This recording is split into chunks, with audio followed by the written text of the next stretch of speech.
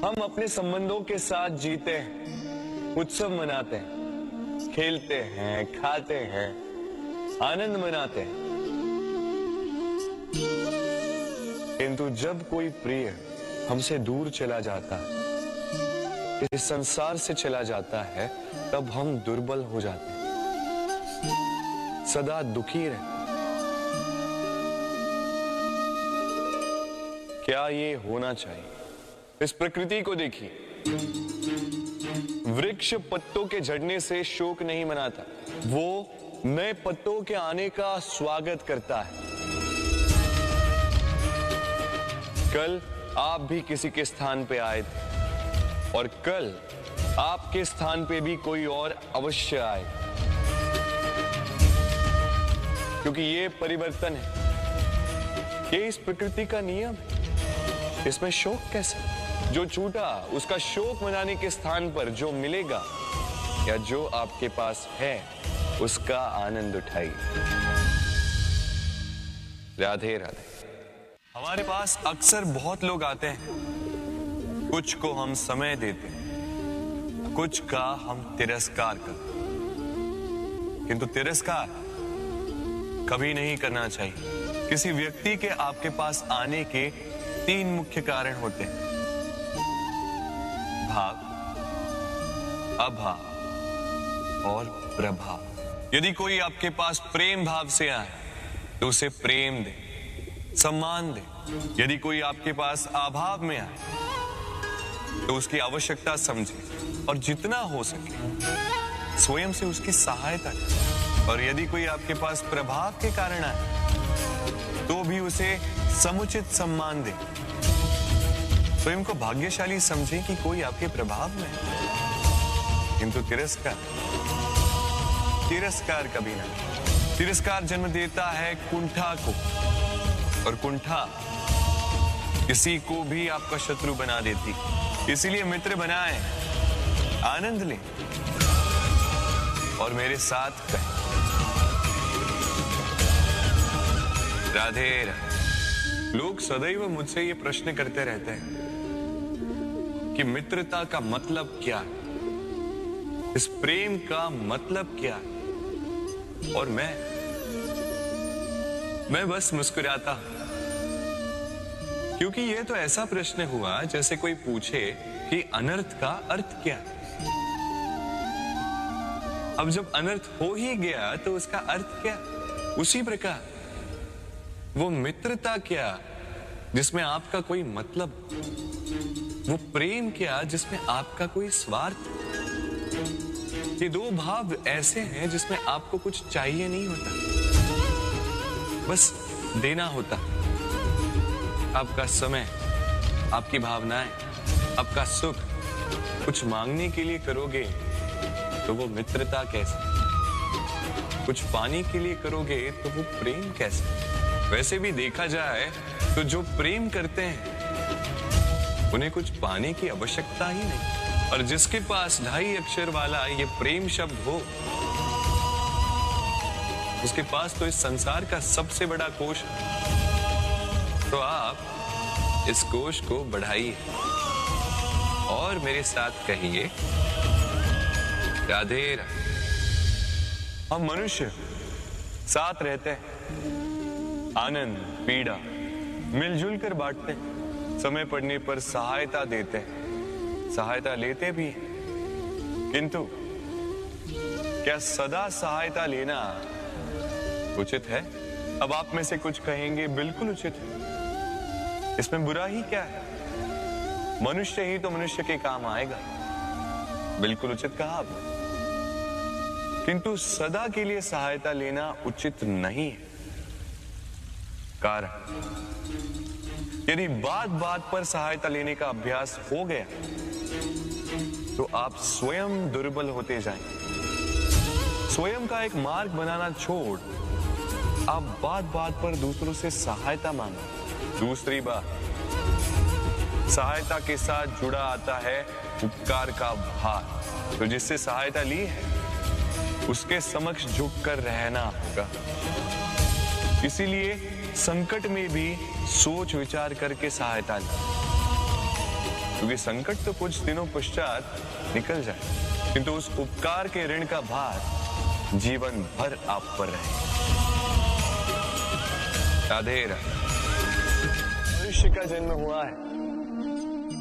हुआ है जान पहचान का, और आज के युग में तो व्यक्ति का मूल्यांकन ही इस बात से किया जाता है कि इसकी पहचान किससे, इसकी पहचान कहां तक। क्यों?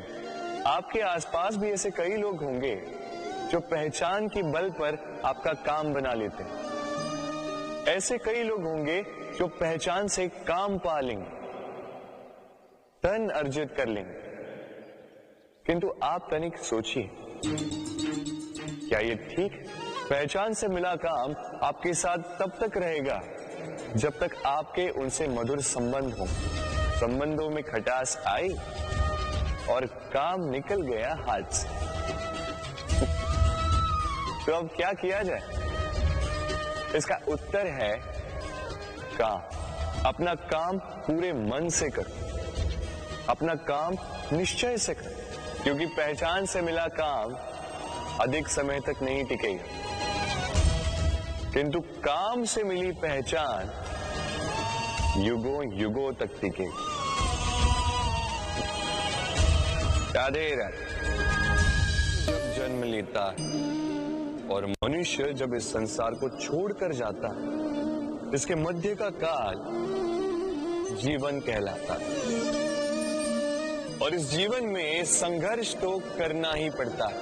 कभी शिक्षा के लिए, कभी काम के लिए, कभी वास्तविक युद्ध करना पड़ता है, किंतु इस संघर्ष का सामना करने के लिए प्रकृति ने हमें एक और गुण भी भेजा,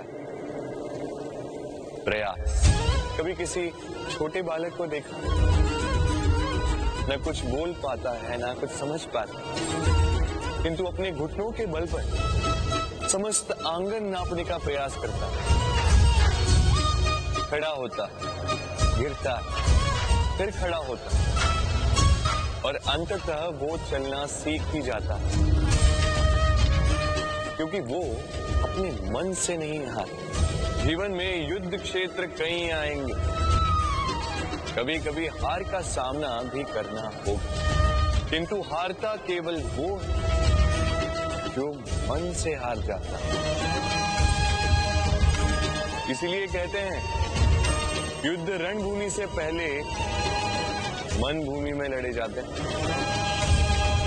मैदान में हारने वालों को कई अवसर मिलते हैं, किंतु मन से हारने वालों को नहीं।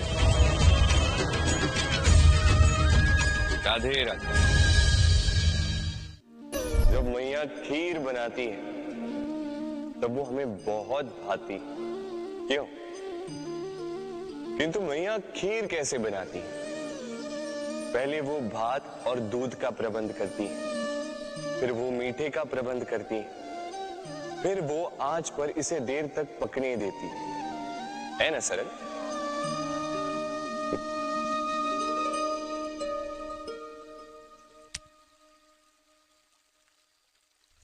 इतना भी सरल नहीं।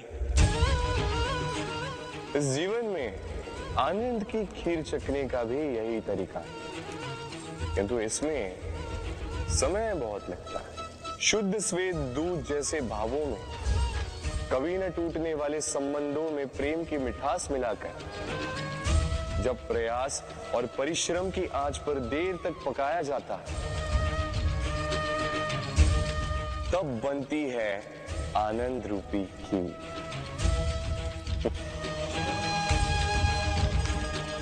तो स्मरण रखिए, शुद्धता भावों की, मिठास प्रेम की, और प्रयास आत्मा की, इन तीनों को मिलाओगे तब भी जीवन में आनंद पाओगे।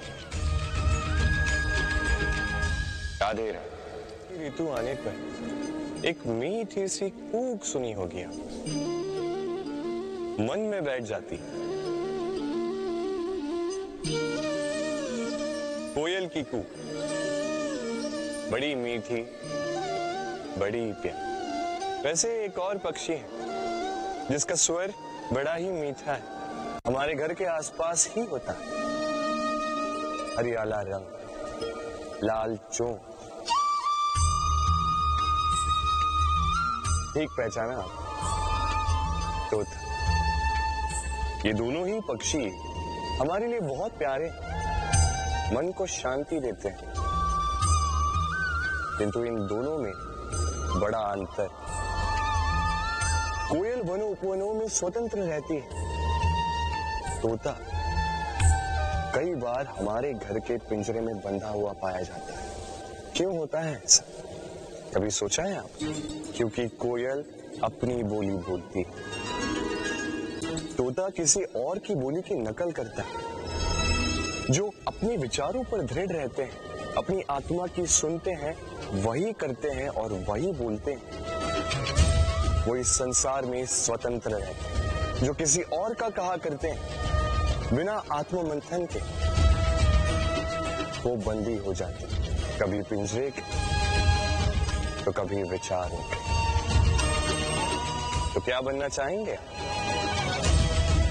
कोयल या तोता? निर्णय आपका। राधे राधे।